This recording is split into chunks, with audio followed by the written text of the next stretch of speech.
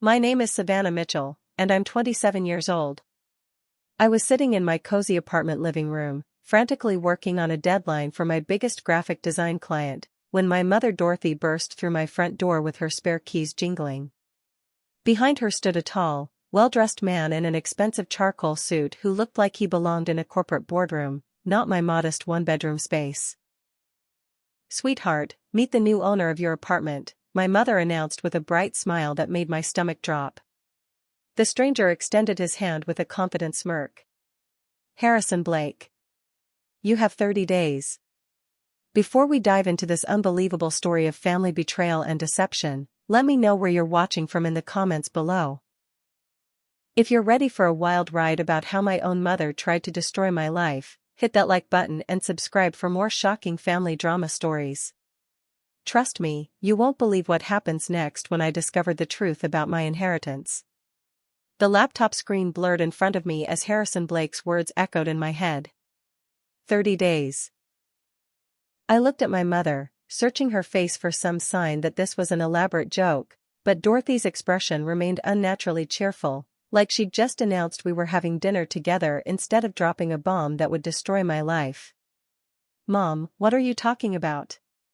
I managed to croak out, my voice barely above a whisper. "This is my apartment. I've been paying rent here for 3 years." Harrison settled into my favorite armchair without invitation, crossing his legs with the casual arrogance of someone who owned the place. Which, apparently, he did. Dorothy perched on the edge of my sofa, smoothing her perfectly styled silver hair. At 62, she still maintained the polished appearance of the real estate agent she'd been before Dad died, though I noticed she was wearing more expensive jewelry than usual. "Darling, I need to explain something to you.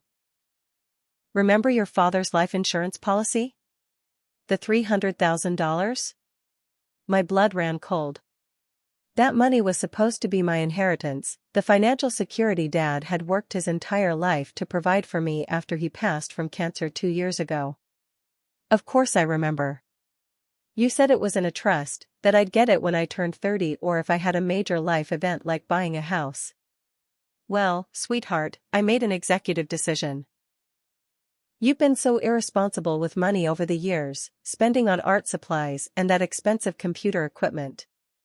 I knew you'd just waste it." Dorothy's tone was sickeningly sweet, as if she were explaining something to a child. "So I invested it wisely. I bought this building 6 months ago." The room started spinning. "You bought my building? With my money?" Harrison pulled out a leather portfolio and spread several official-looking documents across my coffee table. The letterhead read Blake Property Holdings LLC, and my address was listed under his name as the legal owner. "Your mother is quite the businesswoman," Harrison said with a smile that didn't reach his eyes. "She saw the potential in real estate investment. Of course, as her business partner, I advised her on the best way to structure the deal." The way he said business partner made my skin crawl, especially when I noticed how he kept placing his hand on my mother's knee. I grabbed the documents, scanning through legal jargon that might as well have been written in a foreign language. But one thing was crystal clear: Harrison Blake owned my building, and according to the papers, my mother had transferred ownership to him for exactly $1 6 weeks ago. "This says you bought it from Mom for $1. $1? What kind of business transaction is that?" "A restructuring arrangement," Harrison replied smoothly. "Your mother needed to protect her assets for tax purposes. I'm simply holding the property in trust for her." But something in his tone suggested this was anything but temporary. Dorothy reached over and patted my hand like I was having a tantrum. "Don't worry, sweetheart. This is all legitimate. Harrison has been helping me make much better financial decisions than you ever could." The casual cruelty in her words hit me like a physical blow. "But I've been paying rent every month. Where has that money been going?" I pulled out my phone and showed them my banking app, scrolling through months of $1,500 transfers to something called Citywide Property Management. My mother's face flushed slightly. "Well, technically, that money has been coming to me. I am the property manager, after all." She said it so matter-of-factly that for a moment I wondered if I was losing my mind. "You've been collecting my rent money? For 6 months? While lying to my face about who owns this place?" My voice was getting louder, but I didn't care. The neighbors could hear every word for all I cared. Harrison stood up, straightening his tie with deliberate slowness. "Miss Mitchell, I understand this is emotional for you, but business is business. Your mother made sound financial decisions with her inheritance money. The fact that you've been indirectly paying rent to her is simply convenient." He handed me a formal eviction notice from his briefcase. "You have 30 days to vacate.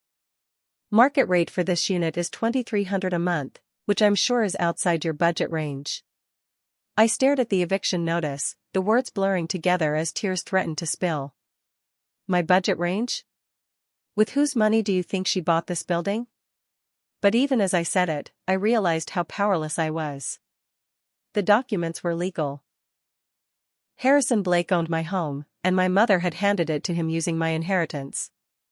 "Savannah, honey, you're being dramatic," Dorothy said, standing up and smoothing her skirt.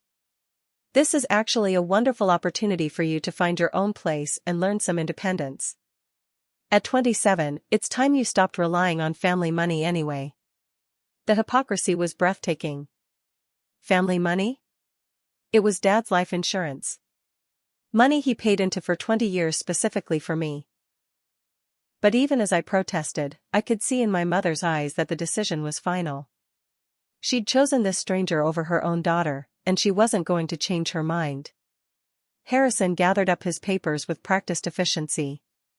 "I'll have the formal paperwork sent to you by tomorrow. The 30-day period begins today." He paused at the door, looking back at me with something that might have been pity if it hadn't been so calculating. "For what it's worth, your mother speaks very highly of your artistic talents. I'm sure you'll land on your feet." After they left, I sat in the silence of my apartment, looking around at the space I'd thought was my safe haven. Every piece of furniture, every carefully arranged corner, every plant I'd nurtured on the windowsill suddenly felt temporary and borrowed. I pulled out my phone and started scrolling through my mother's text messages from the past 6 months, looking for clues I'd missed. And there they were.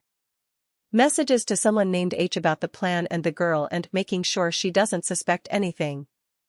My own mother had been plotting against me for months, and I'd been too trusting to see it coming. The worst part wasn't just the money or even the apartment.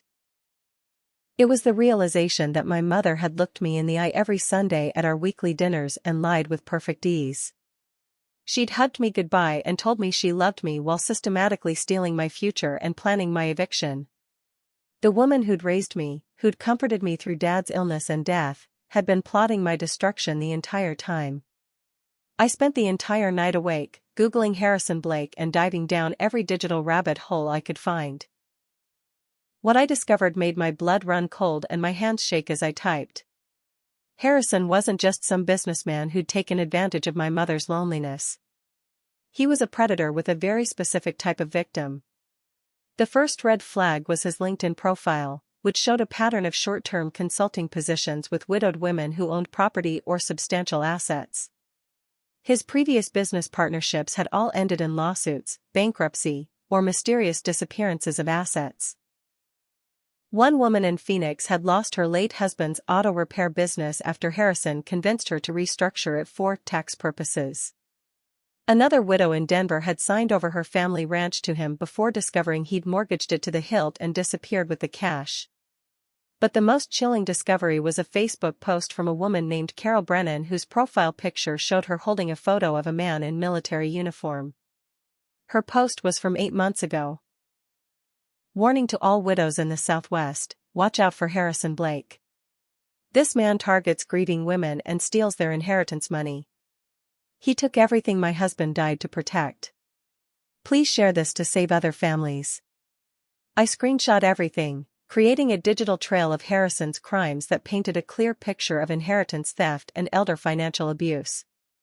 But even with all this evidence, I felt helpless. The documents he'd shown me appeared to be legitimate, and my mother had willingly participated in whatever scheme they'd concocted. Around 6 in the morning, I heard familiar footsteps on my apartment building stairs. My sister Bethany was climbing to my floor, probably coming to check on me after Mom had inevitably called her about the confrontation. Bethany Mitchell Walsh was 3 years older than me, a successful pharmaceutical sales rep with a house in the suburbs and 2 kids I rarely saw. We'd grown distant after Dad's death, mainly because she'd always taken Mom's side in any family disagreement. I opened the door before she could knock, and immediately knew something was wrong. Bethany's usually perfectly composed face looked strained, and she was clutching her designer handbag like a shield. "Savannah, we need to talk. If you're here to defend Mom's new boyfriend and his eviction notice, you can save your breath," I said, stepping aside to let her in. But instead of her usual lecture about family loyalty, Bethany sat down heavily on my couch and put her head in her hands. "I know about Harrison," she said quietly. "I've known for 3 months. The betrayal hit me like a physical blow." "You've known?" "Known what, exactly?" But even as I asked, I could see the guilt written all over her face. "Mom told me about the investment plan. She said you were living beyond your means, that Dad's insurance money needed to be protected from your poor financial decisions." Bethany looked up at me with tears in her eyes, but I felt no sympathy. "She said Harrison was a legitimate business consultant who could help maximize the return on the investment." "And you believed her? You didn't think I had a right to know what was happening with my inheritance?" I was pacing now, my hands clenched into fists. "At first, yes. But then I started researching Harrison myself, and I found the same things you probably found last night. The lawsuits, the other victims, the pattern of targeting widows." Bethany's voice was barely above a whisper. "I tried to talk to Mom about it, but she's completely under his influence. He's convinced her that everyone questioning him is just jealous of their happiness." I stopped pacing and stared at my sister. "So you've known for months that our mother is being scammed by a career criminal, and you said nothing? You let me keep paying rent to them while they planned to kick me out.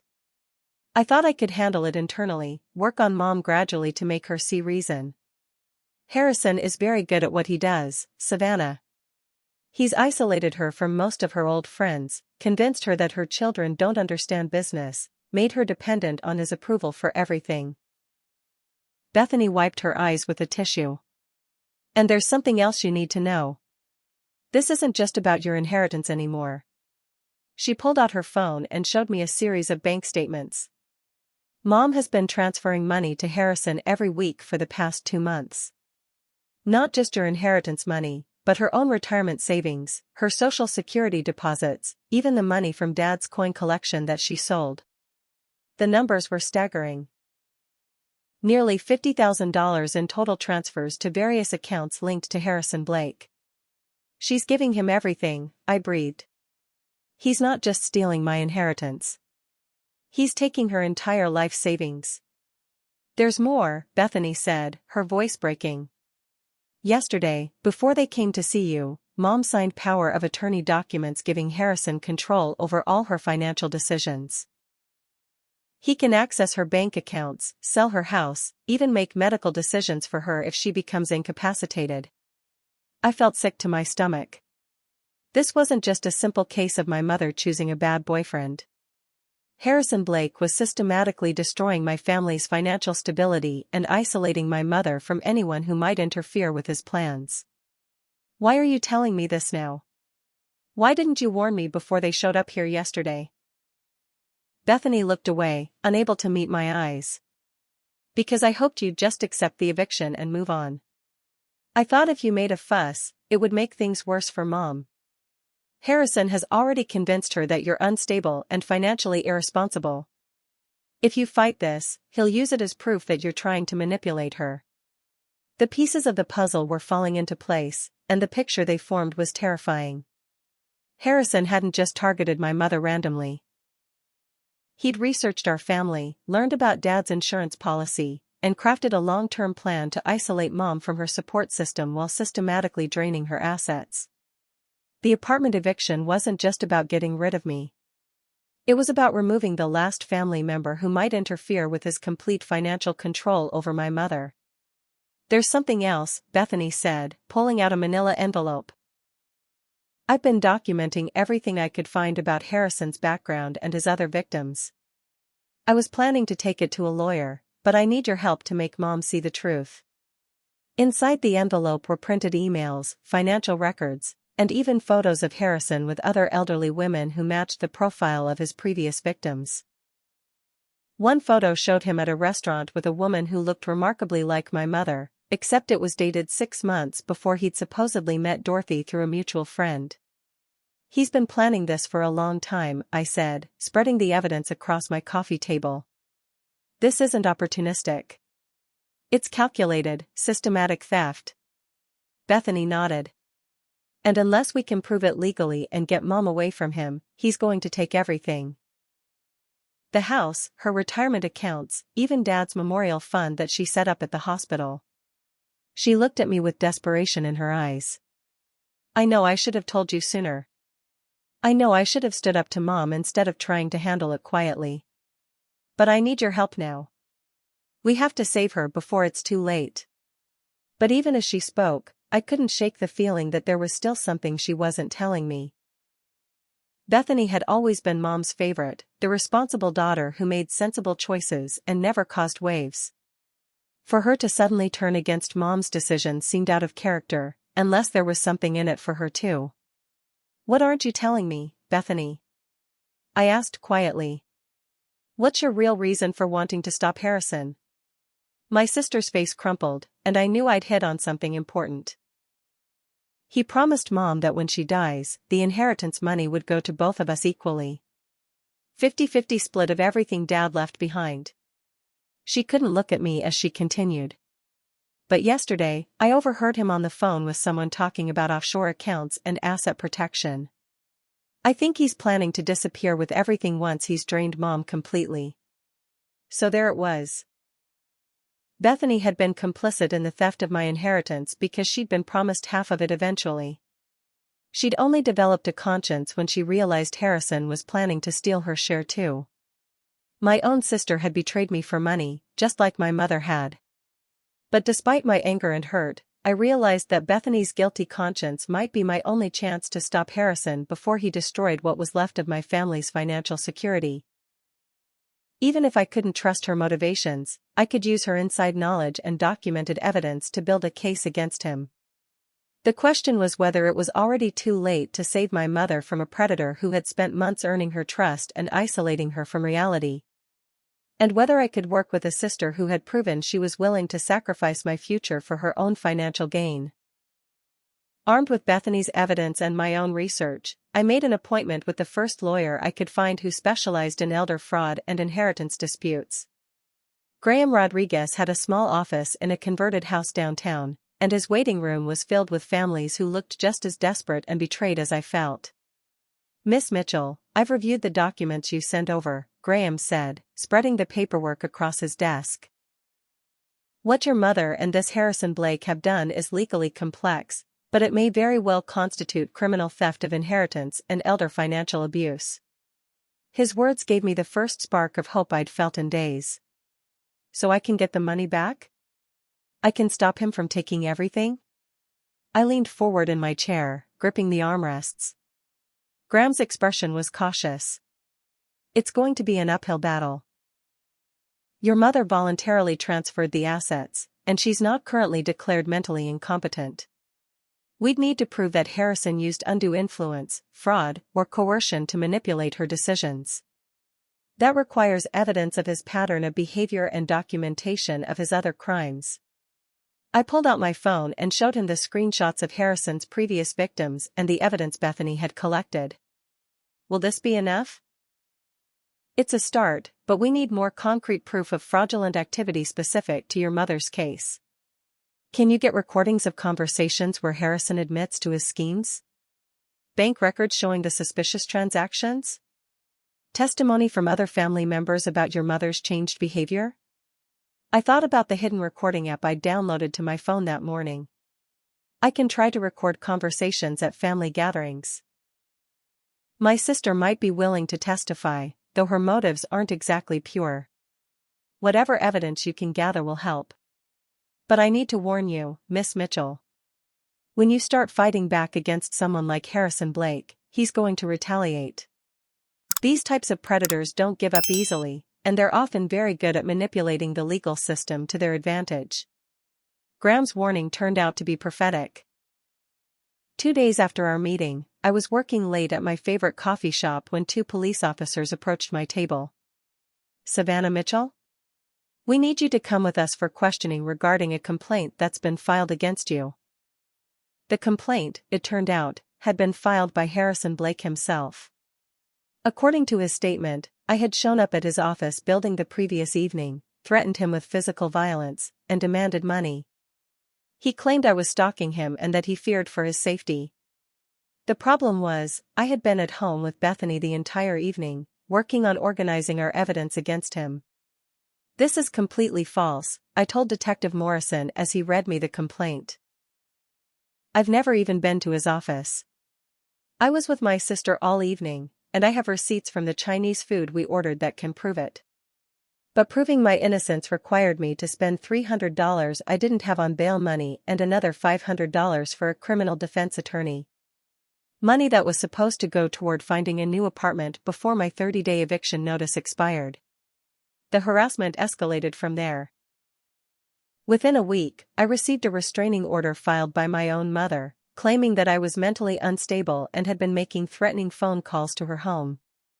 The supporting documentation included my childhood therapy records from when my parents divorced, which Dorothy described as evidence of a pattern of emotional instability and violent tendencies. "Your mother really filed a restraining order against you?" asked my friend Lisa when I showed her the court documents. "Over a property dispute?" "It's not just a property dispute anymore," I explained, scrolling through my phone to show her the fake social media accounts that had been created using my name and photos. Someone had set up Facebook and Instagram profiles that made me look like a mentally ill stalker obsessed with Harrison Blake. The posts were carefully crafted to seem just believable enough that anyone who didn't know me well might think I'd actually written them.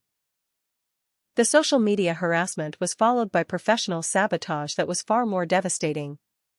My biggest client, a marketing agency that provided 60% of my freelance income, called to cancel our contract after receiving an anonymous tip about my mental health status and recent legal troubles.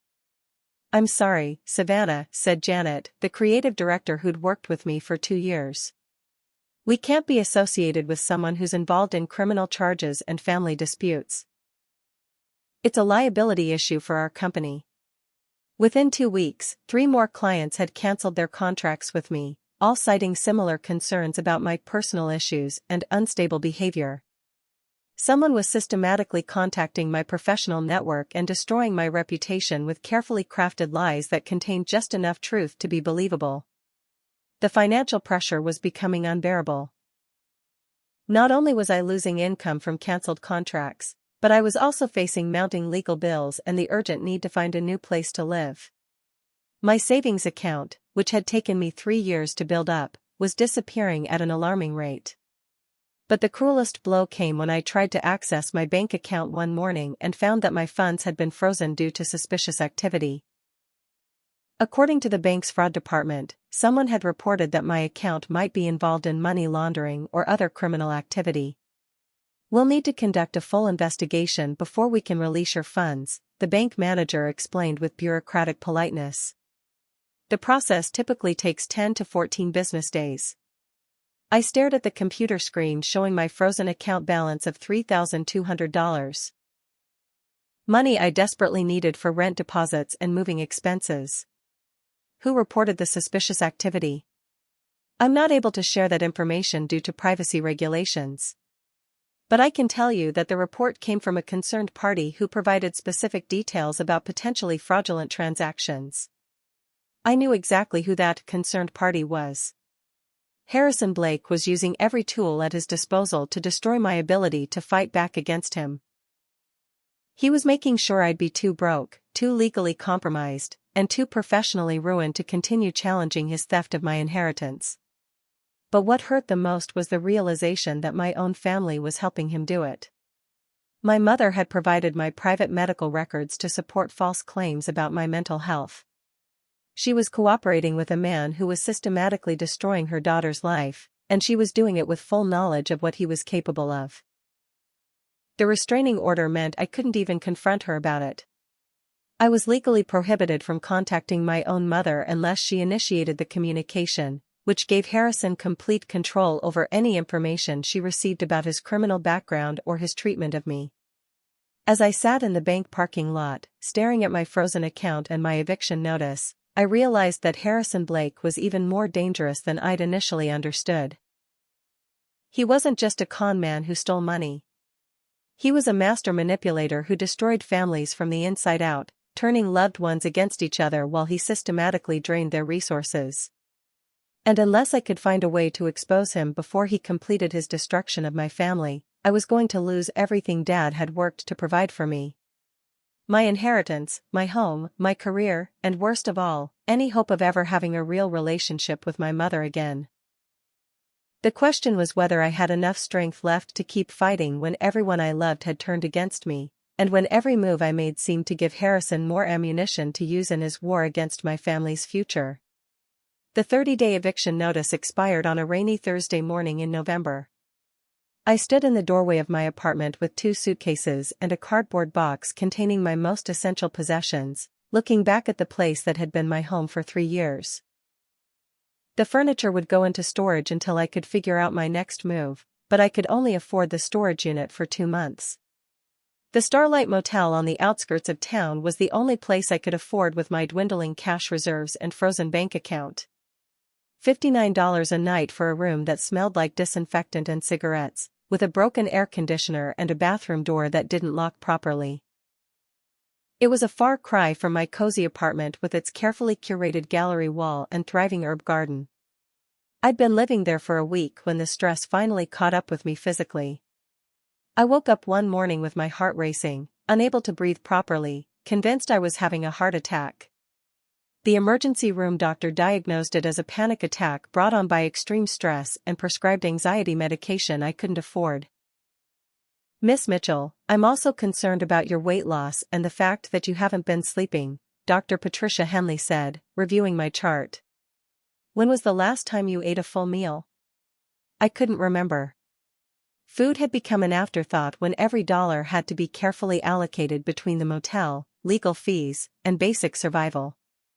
I'd been living on gas station snacks and whatever free food I could find at coffee shops or community events. The professional consequences were just as devastating as the personal ones. My last remaining client, a small nonprofit that provided 20% of my income, called that afternoon to cancel our contract. Savannah, I'm so sorry, but we received some very concerning information about your current situation, said Marcus Chen, the executive director who'd hired me 6 months earlier. Someone sent us copies of police reports and legal documents suggesting you're involved in harassment and stalking behaviors. We can't risk our organization's reputation. I wanted to fight back, to explain that the police reports were false accusations filed by the man who was stealing my inheritance, but I was too exhausted to argue. My portfolio website hadn't received a single inquiry in 3 weeks. My professional reputation had been so thoroughly destroyed that even defending myself seemed pointless. That evening, I was sitting on the motel bed with my laptop, trying to figure out how to stretch my remaining $200 until my bank account was unfrozen, when my phone rang. The caller ID showed a number I didn't recognize, but at this point, I was desperate enough to answer unknown calls. Is this Savannah Mitchell? The woman's voice was professional but warm, with a slight accent I couldn't place. Yes, this is Savannah. Who's calling? My name is Madison Torres. I'm a private investigator, and I think we need to talk. I've been following a case that involves Harrison Blake, and I believe you might be one of his victims. I sat up straighter on the motel bed. How did you get my number? I saw the news coverage of your family's legal disputes, and I've been researching Harrison's background for another client. Can we meet somewhere public? I think I have information that could help your case, and I definitely have some questions about your experiences with him. We agreed to meet at a diner 20 minutes from the motel. Madison Torres turned out to be a woman in her 40s with silver-streaked hair and sharp, intelligent eyes. She was carrying a thick manila folder and a tablet, and she got straight to business after ordering coffee. "Harrison Blake has been on my radar for 8 months," she said, opening the folder to reveal photographs, financial documents, and legal papers. "My client hired me after he stole her late husband's construction business using the same tactics he's using on your mother." The photos showed Harrison with several different women, all of whom appeared to be widows in their 50s or 60s. Each relationship followed the same pattern: a whirlwind romance, quick integration into the woman's financial decisions, and systematic theft of inheritance money or property assets. "He's stolen over $2 million from 7 different families that I've been able to document," Madison continued. "But he's very good at covering his tracks and manipulating the legal system. Most of his victims never pursue criminal charges because he's so effective at turning their families against them." I told Madison everything about my situation, from the apartment eviction to the frozen bank account to the professional sabotage. She took notes on her tablet and occasionally asked clarifying questions, but mostly she just listened with the practiced attention of someone who'd heard similar stories before. "The restraining order and false police reports are standard tactics for him," she said when I finished. "He uses the legal system as a weapon to silence anyone who might interfere with his schemes. But there's something different about your case that gives me hope." "What do you mean?" Madison pulled out her phone and showed me a text message thread. 2 days ago, I was contacted by someone named Keith Sullivan. His mother was one of Harrison's victims in Colorado. She lost her house and her late husband's pension money before Keith could stop him. Keith has been tracking Harrison's movements for 6 months, and he's very interested in building a case with multiple victims. She scrolled through the messages, showing me photos and documents that Keith had collected. His mother's story was heartbreakingly similar to what was happening to my family, except that Keith had managed to document everything before Harrison disappeared with the money. "Keith is driving down from Denver tomorrow. He wants to meet with both of us and share what he's learned about Harrison's methods. He's also been in contact with a federal investigator who specializes in financial crimes against the elderly." For the first time in weeks, I felt something that might have been hope. "You think we can actually stop him?" "I think Harrison Blake has finally made a mistake by targeting too many families in too small a geographic area. If we can coordinate our evidence and get law enforcement to take this seriously, we might be able to build a case that goes beyond individual civil lawsuits." That night, I called Bethany and told her about Madison and the possibility of working with other victims to expose Harrison. My sister's response was encouraging, but I could still hear the guilt and fear in her voice. "I want to help, Savannah, but I'm scared of what Harrison might do if he finds out I'm working against him. He's been asking Mom to cut off contact with me because he says I'm a negative influence on their relationship. He's isolating her from everyone who might interfere with his plans," I said. "That's exactly what Madison said he does with all his victims. But if we don't stop him now, he's going to take everything and disappear. Mom will be left with nothing." The next evening, I met Keith Sullivan at the same diner where I'd talked with Madison. Keith was a tall, lean man in his 30s with the focused intensity of someone who'd been driven by a personal mission for months. His mother, he explained, had lost not just her inheritance money but also her home and her sense of reality. "Harrison convinced my mom that I was trying to steal from her," Keith said, showing me photos of his mother before and after Harrison entered her life. "By the time I realized what was happening, she was completely under his influence. She died 6 months later, probably from the stress of losing everything she thought was secure." Keith's evidence was extensive and well organized. He'd tracked Harrison's movements across 4 states and documented a pattern of inheritance theft that went back at least 5 years. Most importantly, he'd been in contact with Agent Sarah Chen of the Federal Bureau of Investigation's Financial Crimes Unit, who was building a multi-state case against Harrison for elder fraud. "Agent Chen has been investigating Harrison for 18 months, Keith explained. She has evidence of his crimes in Colorado, Arizona, and New Mexico. But she needs victims who are willing to testify and provide evidence of his current activities. Madison leaned forward across the table. That's where your case becomes crucial, Savannah. Harrison is still actively stealing from your mother, which means we can document his crimes in real time instead of trying to reconstruct them after the fact. As Keith and Madison outlined their plan for building a comprehensive case against Harrison, I realized that my personal disaster might actually be the key to stopping him from destroying other families. My mother's situation was still ongoing, which meant there might be time to save her assets and document Harrison's criminal behavior before he disappeared with everything. But it also meant I'd have to find the strength to keep fighting when I was already at rock bottom, living in a motel with $200 to my name and no income prospects.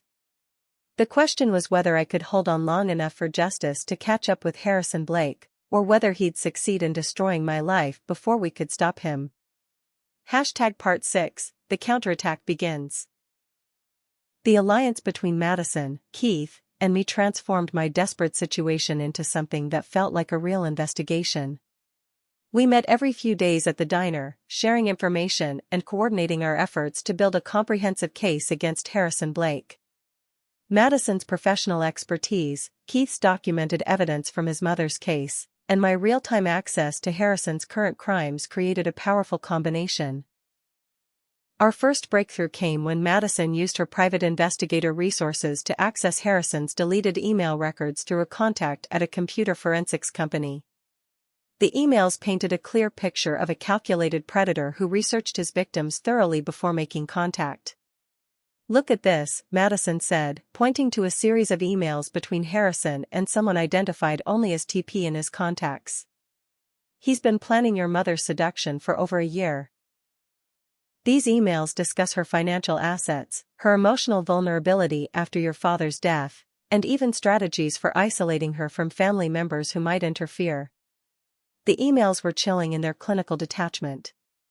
Harrison wrote about my mother like she was a business opportunity rather than a human being, calculating the timeline for gaining access to her assets and planning for contingencies if family members became suspicious. One email from 6 months before Harrison supposedly met my mother read, "Target has $300K in insurance proceeds plus property assets estimated at $180K. Daughter is biggest risk factor, lives in Target's building and has regular contact. Will need to remove daughter from situation early in timeline." Keith found similar emails in the evidence from his mother's case. He researches their children, their friends, their financial advisors.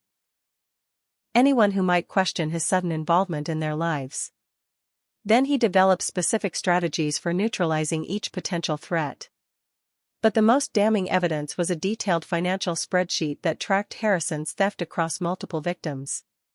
He'd stolen nearly $3 million over 5 years, and my mother was listed as active Phase 3 with a projected completion date that was only 2 months away. Phase 3 means he's already gained control of most of her liquid assets and is preparing to liquidate the remaining property, Madison explained. After that, he typically disappears and resurfaces in a new state with a new identity. Armed with this evidence, we contacted FBI agent Sarah Chen, who agreed to meet with us at the federal building downtown. Agent Chen was a serious woman in her 30s who'd been tracking financial crimes against the elderly for 7 years. Harrison Blake is a serial predator who's caused immeasurable damage to vulnerable families across the Southwest, Agent Chen said as she reviewed our evidence. We've been building a case against him for 18 months, but we need current victims who are willing to testify and help us document his ongoing criminal activity. She explained that the FBI had been monitoring Harrison's activities but needed to catch him in the act of committing crimes rather than relying solely on historical evidence. My mother's situation presented the perfect opportunity to document his theft in real time. "Miss Mitchell, I know this is difficult, but we need you to maintain contact with your mother and Harrison. If you can record conversations where they discuss the asset transfers or admit to manipulating legal documents, that evidence could be crucial for prosecution." The plan required me to swallow my pride and anger, to pretend I was accepting my eviction and financial ruin while secretly gathering evidence. Madison provided me with sophisticated recording equipment that looked like ordinary jewelry and phone accessories. But Harrison's response to our investigation was swift and vicious. Within days of our meeting with Agent Chen, my situation went from desperate to catastrophic. Someone broke into my storage unit and destroyed most of my furniture and personal belongings, including irreplaceable family photos and my father's military memorabilia. This wasn't random vandalism, Detective Morrison told me as we surveyed the damage. Someone specifically targeted items with sentimental value while leaving anything that could be sold. The destruction was clearly meant to be psychological warfare rather than theft. The harassment escalated when Harrison's lawyer sent a cease and desist letter demanding that I stop stalking and defaming his client. The letter threatened criminal charges and a civil lawsuit for damages if I continued my campaign of harassment. But the worst retaliation came when I tried to find legitimate employment to replace my destroyed freelance business. Every job application I submitted was met with rejection after potential employers received anonymous tips about my criminal background and mental health issues. "I'm sorry, but we can't move forward with your application," said the hiring manager at a graphic design firm where I'd interviewed. "We received some concerning information about pending legal issues and professional reliability problems." The systematic destruction of my reputation was so thorough that even minimum-wage retail positions were rejecting my applications. Harrison had created a situation where I couldn't earn money legitimately, which made me appear even more desperate and unstable to anyone who didn't know the full story. Keith and Madison helped me document each incident of harassment and retaliation, creating a comprehensive record of Harrison's attempts to silence his victims. "This is actually helpful for our case," Keith pointed out. "Harrison's retaliation proves that he sees you as a threat, which supports our argument that he's actively engaged in criminal behavior." The breakthrough came when Madison's computer forensics contact discovered that Harrison had been using fake identities and shell companies to hide his assets. Bank records showed millions of dollars flowing through accounts linked to names like Henry Blackstone and Harris Blanchard. Variations on Harrison Blake that allowed him to move money without triggering automatic fraud detection systems. "He's been preparing to disappear," Agent Chen told us during our second meeting. "The offshore account transfers and identity documentation suggest he's planning to leave the country within the next few months. We need to accelerate our timeline if we're going to catch him before he vanishes with your mother's money." The urgency of the situation forced me to take risks I wouldn't normally consider. Despite the restraining order, I had to find ways to gather evidence about Harrison's manipulation of my mother. Madison helped me set up surveillance equipment near my mother's house, and Keith used his connections to monitor Harrison's financial transactions in real time. We also reached out to Harrison's other victims, building a network of families who'd been destroyed by his schemes. Carol Brennan from Phoenix became a valuable ally, providing detailed testimony about Harrison's methods and helping us understand his psychological manipulation tactics. "He doesn't just steal money," Carol explained during a video call with our investigation team. "He steals your family's trust in each other. He makes you question your own reality and turn against the people who love you. Even after you realize what he's done, the damage to family relationships often can't be repaired." As we built our case against Harrison, I also discovered the extent of the support network that had formed around our investigation. Madison had been working pro bono because she'd lost her own mother to a similar scam. Keith had dedicated his life to stopping Harrison after watching his mother die of stress and heartbreak. Even Agent Chen had personal reasons for pursuing financial predators who targeted vulnerable elderly people.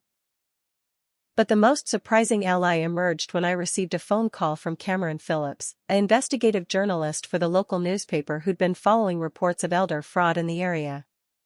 "Miss Mitchell, I've been researching Harrison Blake's activities for a feature story about financial crimes against the elderly," Cameron said. "I'd like to interview you about your family's experience and help bring public attention to his criminal pattern." The media coverage proved to be a powerful weapon against Harrison's ability to operate in secrecy. Cameron's article brought forward 3 additional victims who'd been too ashamed or frightened to report their experiences with Harrison.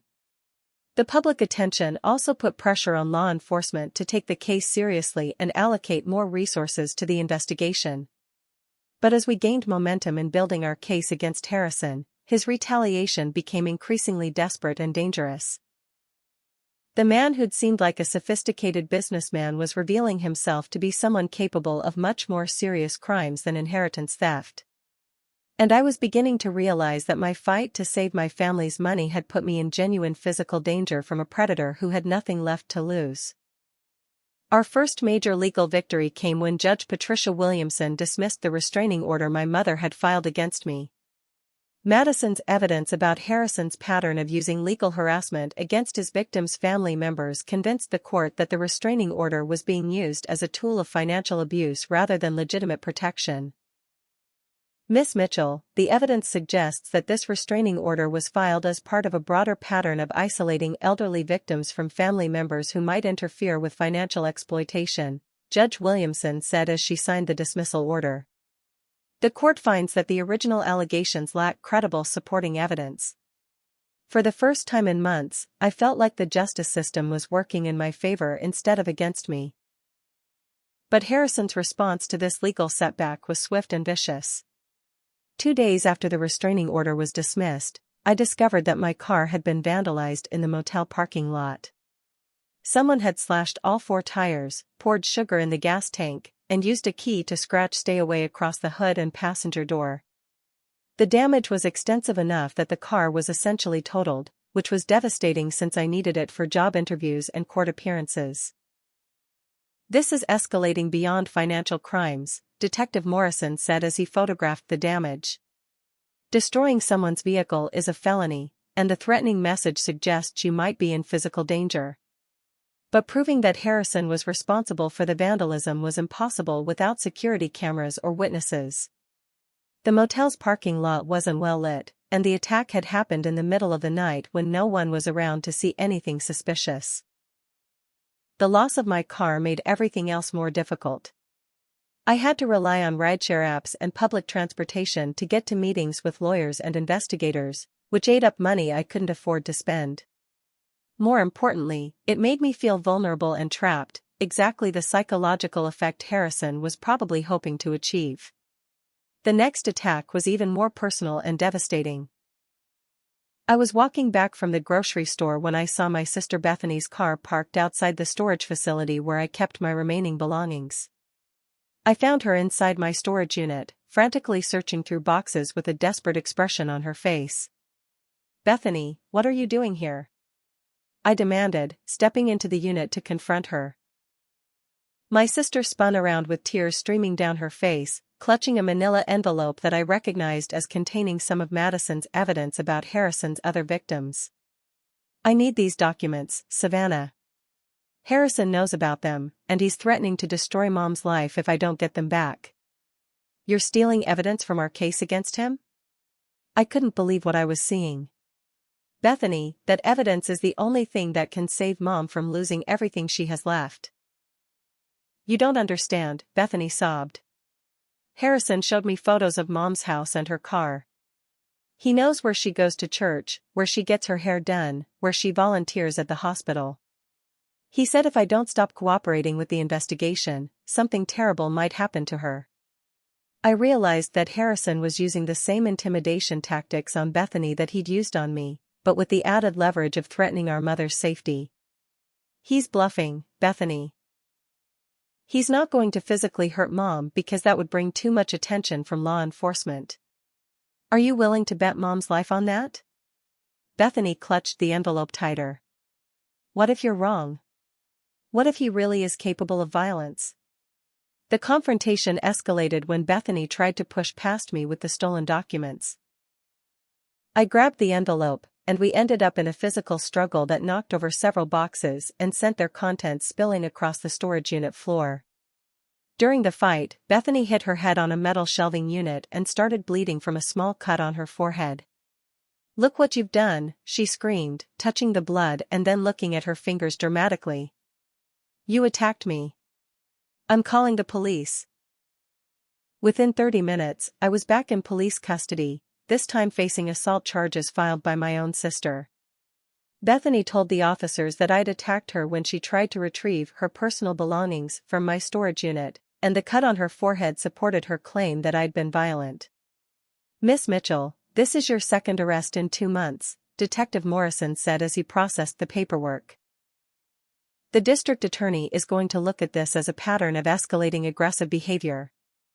I tried to explain about the stolen evidence and Harrison's intimidation tactics, but without proof that Bethany had been coerced, it just sounded like family drama that had gotten out of hand.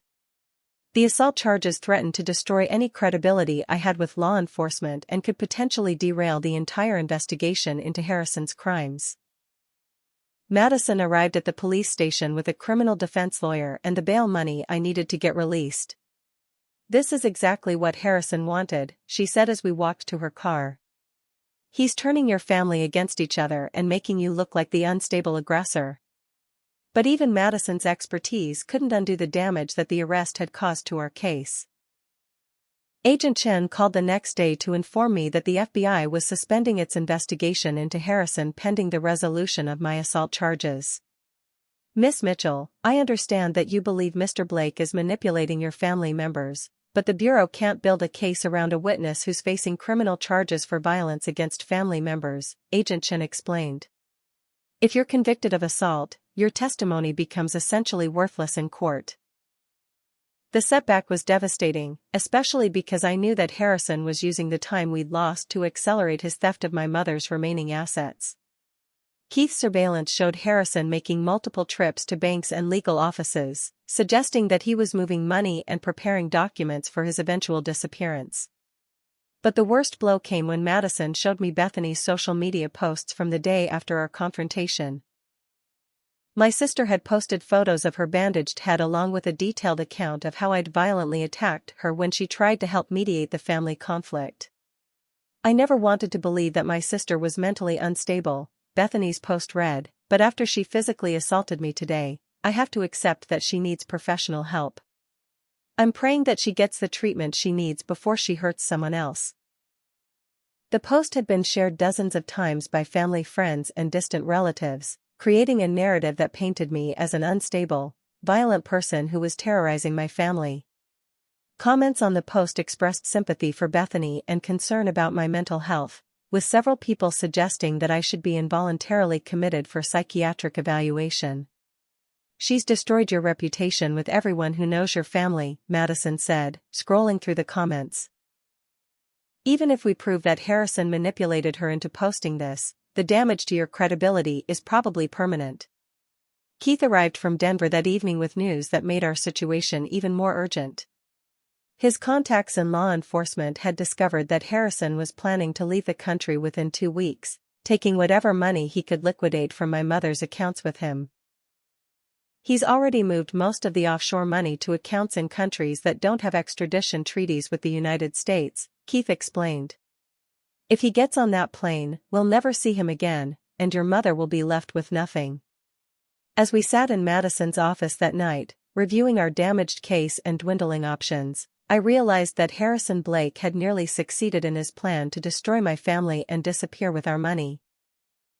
He'd turned my own sister against me, convinced law enforcement that I was unstable and violent, and systematically eliminated every legal avenue we'd tried to pursue. The question was whether we had enough evidence and credibility left to stop him in the final 2 weeks before he disappeared forever, or whether my fight to save my family's inheritance had failed so completely that I'd lose everything my father had worked to provide for us. But even in the depths of despair, I knew I couldn't give up.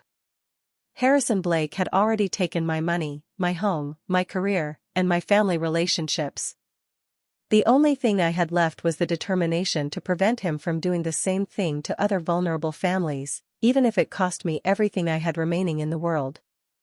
The breakthrough that saved our case came from an unexpected source. Detective Lance Morrison, who'd been handling my assault charges, received a call from a computer technician at a local electronics store where Harrison had brought several devices for data recovery and destruction. The tech called because he'd seen the news coverage about Harrison Blake and recognized him as a customer who'd been acting suspiciously, Morrison explained when he called Madison. Harrison paid cash for emergency data destruction services and seemed very nervous about whether the files could be completely erased. The technician, following his company's standard procedure, had created backup copies of the data before destruction.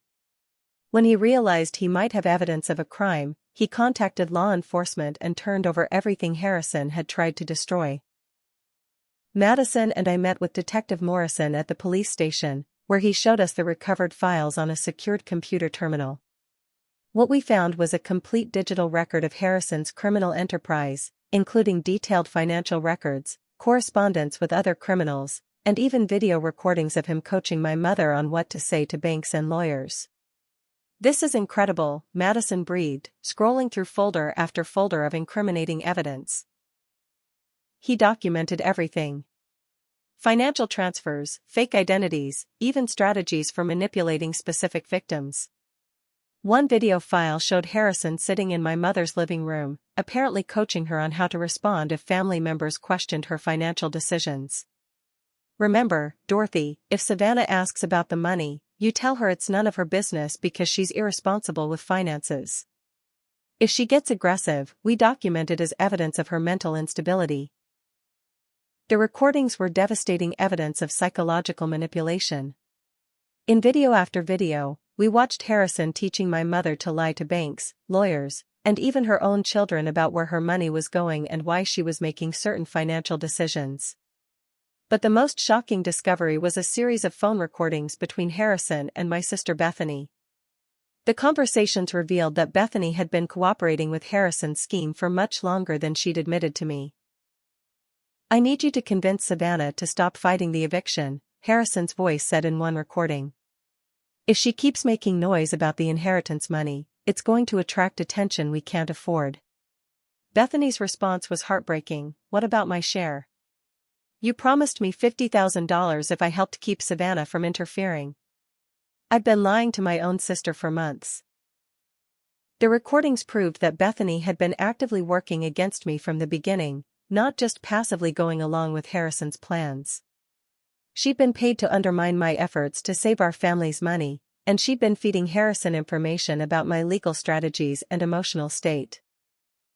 Detective Morrison forwarded the evidence to Agent Chen, who immediately reopened the FBI investigation and issued warrants for Harrison's arrest on multiple federal charges including wire fraud, elder abuse, and money laundering. The assault charges against me were quietly dropped when the video evidence showed that Bethany had been coached by Harrison on how to create false allegations. Mr. Blake is now facing federal charges in 4 states, Agent Chen informed us during an emergency meeting. The evidence you've helped us gather has connected him to over 20 victims and approximately $5 million in theft. This is one of the largest elder fraud cases we've investigated. But even with federal agents looking for him, Harrison had disappeared. His apartment was abandoned, his office was closed, and his bank accounts had been emptied. A bolo alert was issued to all airports and border crossings, but Harrison Blake seemed to have vanished completely. The first break in locating him came when my mother's bank called to report suspicious activity on her accounts. Someone was attempting to make large wire transfers to overseas accounts using Dorothy's login credentials from a location in Mexico. "The transfers are being made from Cancun," Agent Chen told us. "Harrison is apparently trying to liquidate your mother's remaining assets before he disappears completely. We're coordinating with Mexican law enforcement to track his location." But the real break came from an unexpected source.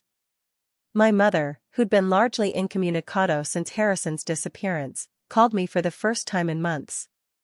Her voice was shaky and confused, completely different from the confident, defensive tone she'd used when supporting Harrison's schemes.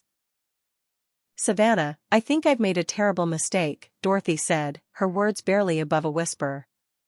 "Harrison is gone, and I can't access any of my bank accounts. Everything is frozen or empty."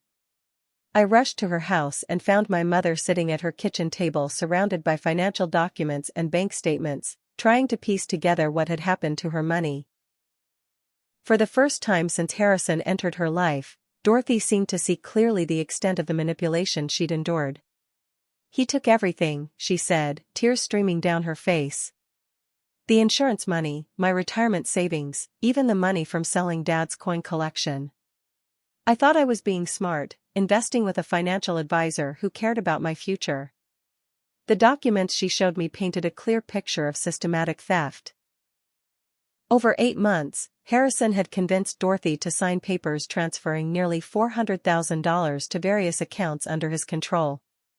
The asset transfers had been disguised as investments, loans, and business partnerships, but the end result was that Harrison had legal access to everything my family had worked to accumulate. "Mom, why didn't you listen when Bethany and I tried to warn you about him?"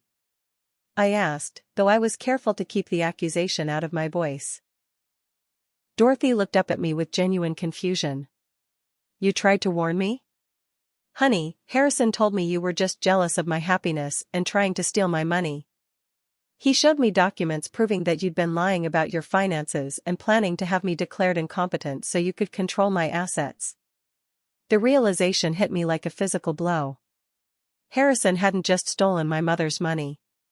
He'd systematically destroyed her ability to distinguish reality from his manufactured lies.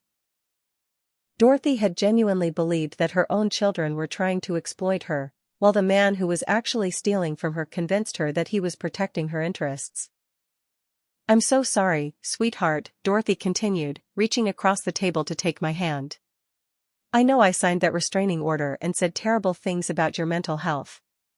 Harrison convinced me that you were dangerous and that protecting myself from you was the only way to keep my assets safe." The psychological manipulation had been so complete that my mother had lost the ability to trust her own judgment about her children's motivations. Harrison had used her love for her family against her, convincing her that protecting her money from us was actually an act of maternal responsibility. But Dorothy's awakening to Harrison's true nature also provided crucial assistance to law enforcement's efforts to locate him. She turned over her phone, which contained text messages and emails that revealed Harrison's location in Cancun and his plans to transfer money to permanent offshore accounts. "He's staying at a resort called Casa del Mar," Dorothy told Agent Chen. "He's been texting me instructions about signing documents to complete the final asset transfers. He doesn't know that I've figured out what he's really been doing." Agent Chen worked with Mexican authorities to coordinate Harrison's arrest at the resort. The operation required careful timing to catch him before he could flee to a country without extradition agreements with the United States. The arrest, when it finally happened, was almost anticlimactic. Harrison Blake was taken into custody while sitting by a hotel pool, apparently confident that he'd successfully stolen millions of dollars and destroyed enough families that no one would be able to build a case against him. Mr. Blake seemed genuinely shocked that we'd been able to track him down, Agent Chen told us after the arrest. He'd been operating under the assumption that his victims would be too ashamed or isolated to cooperate with law enforcement. But even with Harrison in custody, the damage he'd done to my family relationships seemed irreparable. Bethany's betrayal had been so complete and calculated that I couldn't imagine ever trusting her again. And my mother's financial situation was so devastated that recovering her assets would take years of legal proceedings. The question was whether arresting Harrison Blake would be enough to rebuild the family he'd systematically destroyed, or whether some kinds of damage can never be completely repaired, even when justice is finally served. Part 9, Justice and Consequences. Harrison Blake's trial began 6 months after his arrest in Mexico, and it attracted national media attention as one of the largest elder fraud cases ever prosecuted. The courtroom was packed with victims and family members from across the Southwest, all seeking justice for the financial and emotional devastation Harrison had caused. I testified for 3 hours about Harrison's theft of my inheritance money and his systematic destruction of my family relationships. The hardest part was describing how completely he'd manipulated my mother into believing her own children were trying to exploit her. Mr. Blake used sophisticated psychological manipulation to isolate Mrs. Mitchell from her support system, I explained to the jury. He convinced her that protecting her assets from her children was an act of parental responsibility, when he was actually stealing everything she had. Keith Sullivan's testimony was even more powerful, as he described watching his mother die from the stress and heartbreak of losing everything she'd worked to preserve for her family. Harrison Blake doesn't just steal money, Keith told the jury. He steals families' trust in each other and leaves psychological damage that lasts long after the financial theft. The prosecution's case was overwhelming. Agent Chen presented evidence of Harrison's crimes spanning 5 years and affecting more than 30 families. The recovered digital files from his destroyed computers provided a complete roadmap of his criminal enterprise, including detailed strategies for targeting vulnerable widows and isolating them from family members who might interfere. Harrison's defense attorney argued that his client was simply a businessman who'd been hired by elderly clients to provide financial consulting services, and that any transfers of assets had been voluntary decisions made by competent adults. But the evidence of psychological manipulation and the testimony of multiple victims made this defense strategy ineffective. The jury deliberated for less than 4 hours before returning guilty verdicts on all charges: elder fraud, wire fraud, money laundering, and conspiracy to commit financial crimes. Judge Robert Martinez sentenced Harrison to 8 years in federal prison and ordered him to pay full restitution to all victims. Mr. Blake, you have systematically targeted some of our society's most vulnerable citizens and caused immeasurable damage to families across multiple states, Judge Martinez said during sentencing.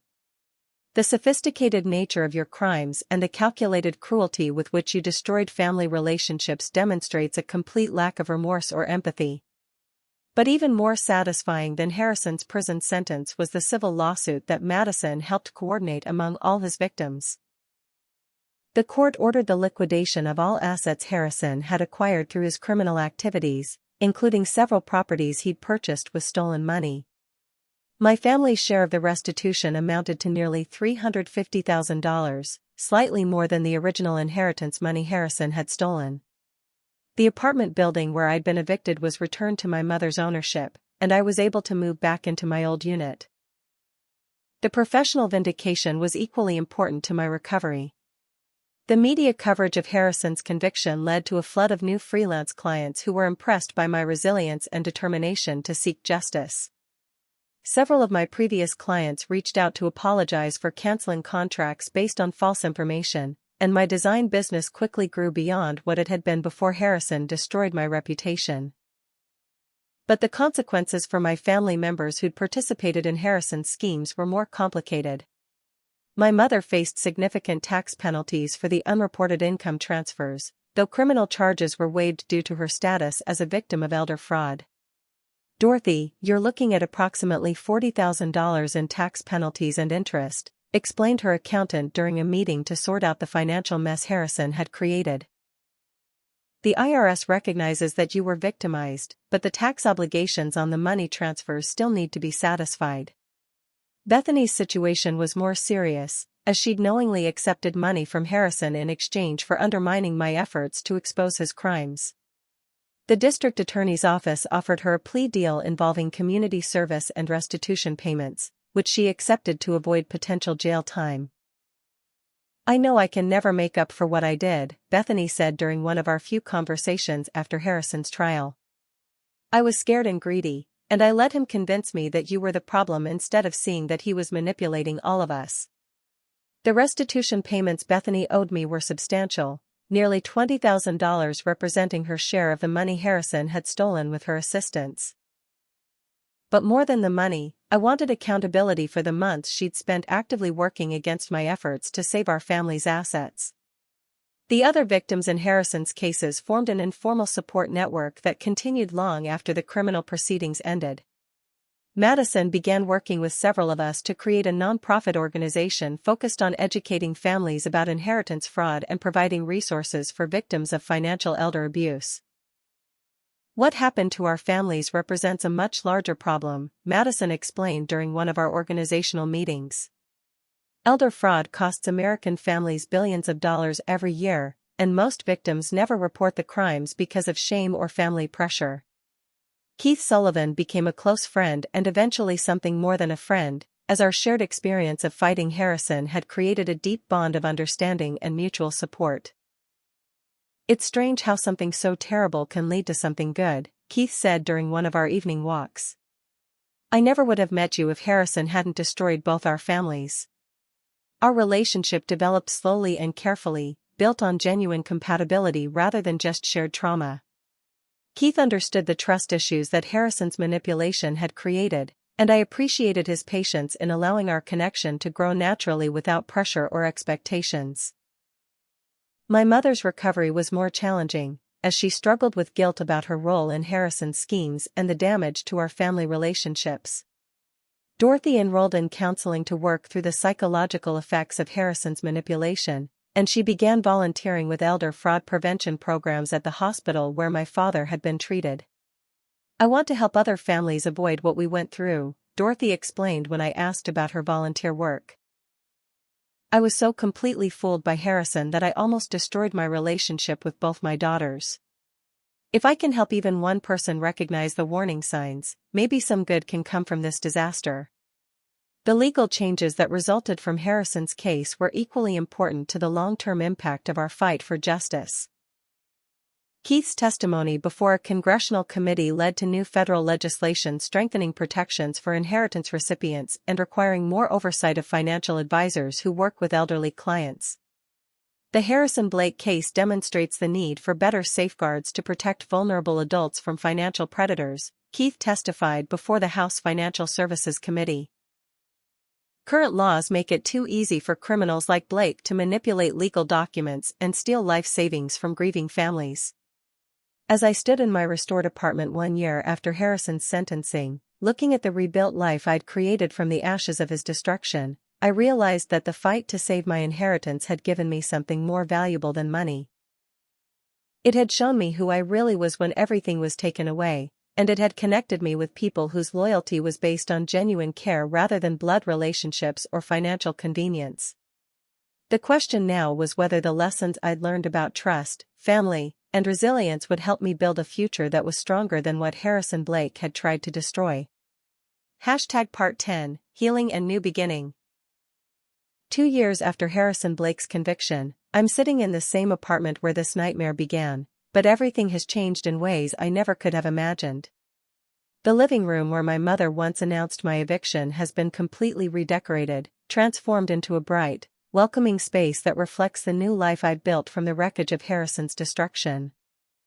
My graphic design business has grown beyond anything I'd achieved before the crisis.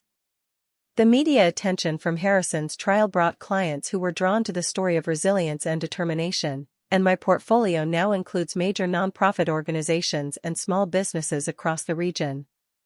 I've also expanded into providing design services specifically for elder advocacy organizations, using my skills to support the cause that emerged from my family's trauma.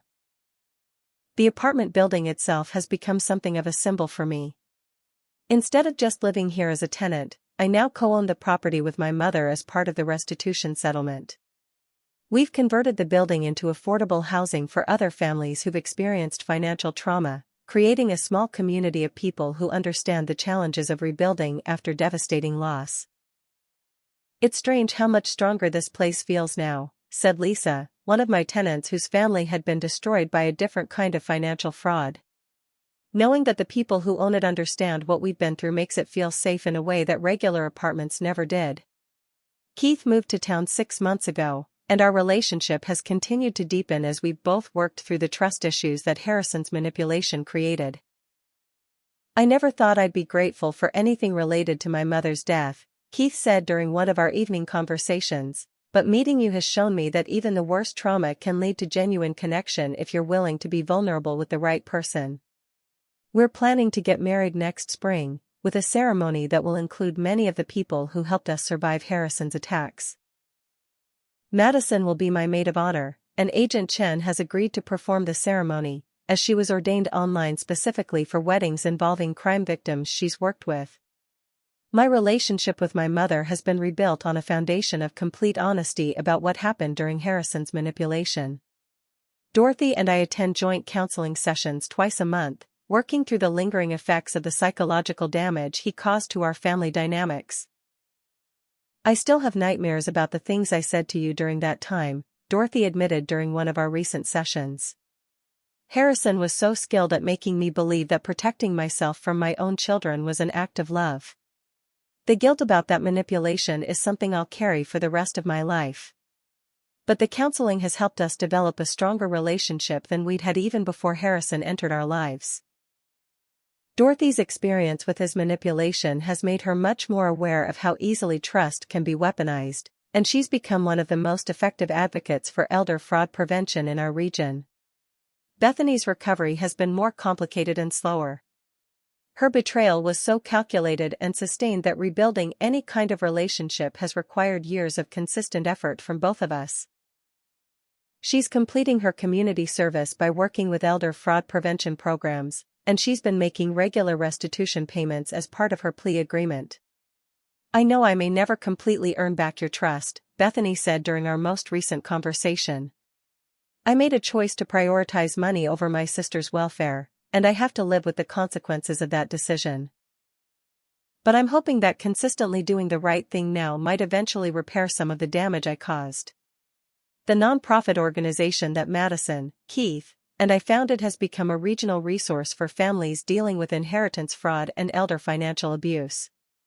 The Blake Family Protection Foundation provides legal assistance, counseling services, and educational resources for victims and their families. What we learned from fighting Harrison is that these crimes don't just steal money, Madison explained during a recent conference presentation. They steal families' ability to trust each other and leave psychological damage that can last for generations. Our approach focuses on healing those relationships as much as recovering financial assets. We've helped more than 40 families navigate the complex legal and emotional challenges of inheritance fraud cases. Many of these families have stories remarkably similar to ours: trusted financial advisors who systematically isolate elderly victims from their children while draining their life savings. The speaking engagements have become an important part of my work, as I travel to conferences and community events to share our family's story and educate people about the warning signs of financial elder abuse. The most important thing to understand, I tell audiences, is that these predators are extremely skilled at making their manipulation seem like love and protection. Even intelligent, educated families can be completely fooled. The legal advocacy work has been equally rewarding. Keith and I testified before state legislatures in 4 states, supporting stronger laws requiring background checks for financial advisors who work with elderly clients and creating better reporting mechanisms for suspected elder fraud.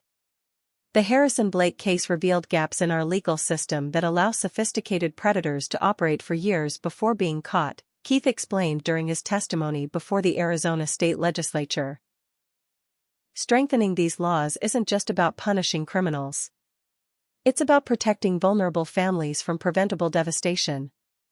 On a personal level, the trauma of fighting Harrison has taught me invaluable lessons about the difference between family relationships based on blood connections versus those built on genuine care and loyalty. Madison has become more of a sister to me than Bethany ever was, and Keith's mother's friends have welcomed me into their community with more warmth than I ever received from my own extended family.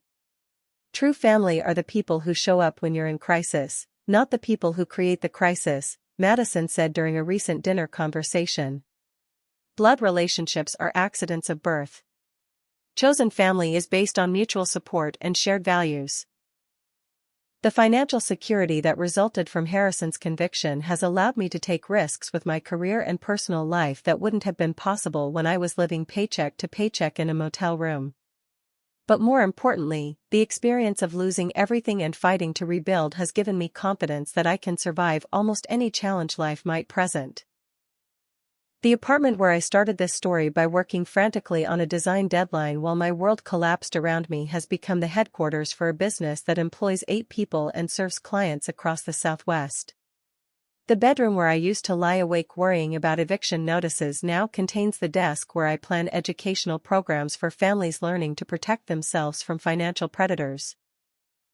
But the most significant change is in how I think about trust and vulnerability. Harrison's manipulation taught me that blind trust is dangerous, but complete isolation is equally destructive. The key is learning to evaluate people based on their consistent actions over time rather than their words or their relationship to you. Keith and I have built our relationship on this foundation of earned trust, sharing our worst fears and biggest dreams with someone who's proven through crisis that they'll choose loyalty over convenience. I love that we got to see each other at rock bottom before we fell in love, Keith often says. There are no illusions or false expectations about who we really are when everything falls apart. As I finish writing this story, I'm preparing for a speaking engagement at a national conference on financial elder abuse, where I'll share our family's experience with advocates and law enforcement officials from across the country. The work that emerged from our trauma has become my life's mission, and every family we help represents a small victory against the kind of predator who nearly destroyed us. Looking back on everything that happened, I realize that Harrison Blake's theft of my inheritance gave me something much more valuable than money. It showed me who I really was when stripped of everything I thought defined me, and it connected me with people whose love is based on choice rather than obligation. So to everyone watching who's dealing with family betrayal, financial trauma, or the aftermath of being manipulated by someone you trusted, remember that losing people who would exploit you isn't actually a loss. Sometimes the greatest gift that betrayal can give you is the freedom to build something better with people who choose to love you when you have nothing left to offer but your authentic self. The inheritance my father intended to protect my future was stolen by a predator who targeted our family's grief and vulnerability. But the life I built in the aftermath of that theft has given me everything he would have wanted for me: financial security, meaningful work, genuine relationships, and the strength to help other families avoid the destruction we endured. Harrison Blake took our money, but he couldn't take our resilience. And in the end, that resilience proved to be worth far more than anything he could steal. Have you or someone you know ever experienced financial manipulation or elder fraud? Share your story in the comments below. Your experience might help another family recognize the warning signs before it's too late. If this story resonated with you, please hit that like button and subscribe for more true stories about family resilience and justice. And don't forget to share this video with friends and family who might benefit from learning about the tactics predators use to destroy families from within. Thank you for joining me on this journey from betrayal to recovery. Remember that no matter how dark things seem when you're in the middle of a crisis, there's always hope for rebuilding something stronger on the other side. Your authentic family are the people who stand with you during the storm, not the ones who abandon you when the weather gets rough. Stay strong, trust your instincts, and never underestimate your own capacity to survive and thrive after betrayal. Until next time, take care of yourselves and the people who've proven they deserve your trust.